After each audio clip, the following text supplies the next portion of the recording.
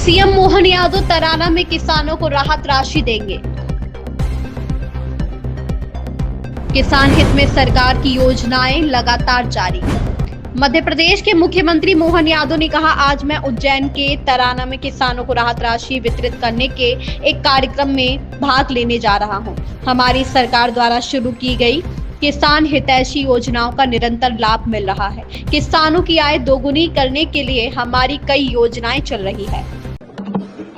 19 अक्टूबर 1920 स्वर्गीय प्रकाश चंद्र सेठी जी का जन्म हुआ था। एक और संयोग है कि वो झालावाड़ से मूल रूप से झालावाड़ के थे, लेकिन बाद में उज्जैन आए और उज्जैन में उनकी पढ़ाई हुई। उज्जैन से माधव कॉलेज में स्नेह सम्मेलन, कई कार्यक्रम करते हुए बाद में भारत छोड़ो आंदोलन में भी उन्होंने सक्रिय भाग लिया। 3 बार उज्जैन जिला कांग्रेस के अध्यक्ष रहे।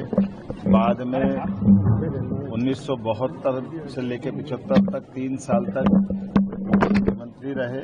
मैं ऐसे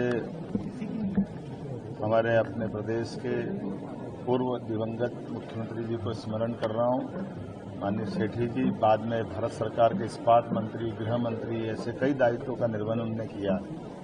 विधानसभा में माननीय अध्यक्ष जी श्रीमान नरेंद्र तोमर जी ने ये अच्छी परंपरा प्रारंभ की है कि हमारे प्रदेश की ऐसी हस्तियां जो अपने राज्य में गवर्नर, विधानसभा अध्यक्ष या मुख्यमंत्री रही है, उनकी सबकी जयंती के अवसर पर उनको स्मरण कराकर पुष्पांजलि का कार्यक्रम किया गया। आज के इस अवसर पर हम पुनः प्रकाश चंद्र सेठी जी को स्मरण कर रहे हैं उनके उस दीर्घ कार्यकाल में, जिसमें कई प्रकार से प्रदेश में उन्होंने विकास के कई महत्वपूर्ण निर्णय लिए।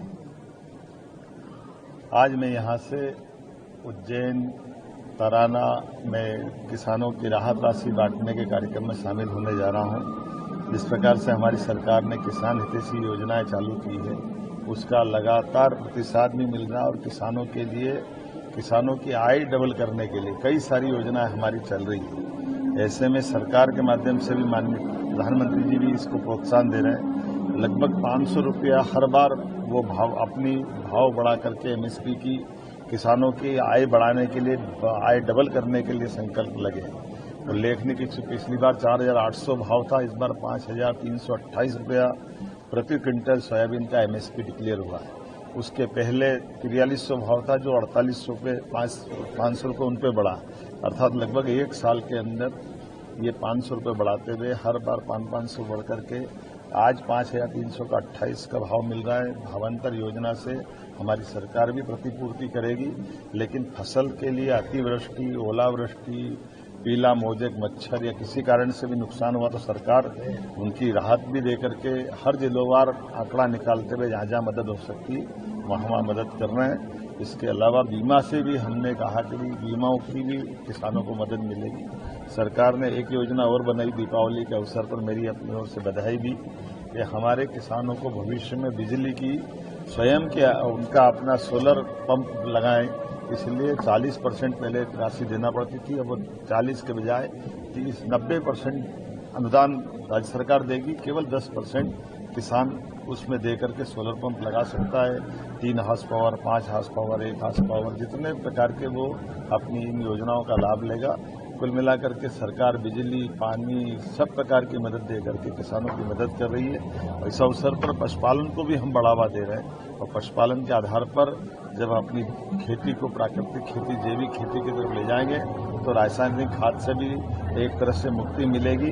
और अब सबको उल्लेखनीय कि जैविक फसलों की कीमत कई गुना ज़्यादा होती है, एमएसपी से भी डबल कीमत पर वो मिलती है। आइए, प्राकृतिक खेती में भारत में मध्य प्रदेश नंबर 1 में है, हम इसको उसमें और आगे ले जाएं। मेरी अपनी ओर से दीपावली के, और आज रूप चौदस भी, आज यम द्वितीया भी बोला जाता है, मेरी अपनी ओर से यम द्वितीया की बधाई